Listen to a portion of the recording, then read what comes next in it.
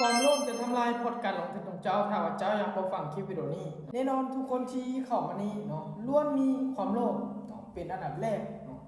บ่ว่าแต่คนใดเนาะซึ่งฉะนั้นเมื่อเฮามีเม็ดเงินหรือมีแผนเนาะที่ได้บอกไปหลายๆคนมีแผนแต่บ่เฮ็ดตามก็คือขึ้นกับตัวเฮาเนาะ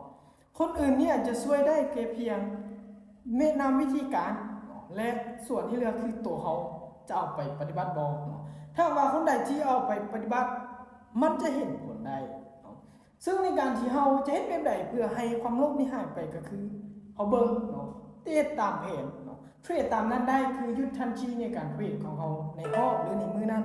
คือหยุดเลยตัวนี้จะเป็นกฎที่สามารถให้เฮาอยู่รอดได้และสามารถหาผลกำไรจากมันได้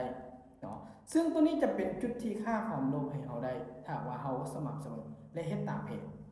ซึ่งหลายคนที่เข้ามาปรึกษากันล้วนแล้วแต่ความโลภเข้ามาเนาะมีกำไรแล้วถอดโลดเนาะมีกำไรแล้วหยุดโลดตามแผนโลดเนาะตัวนี้จะเป็นข้อดีให้กับแต่ละคนเพื่อจะสร้างกำไรได้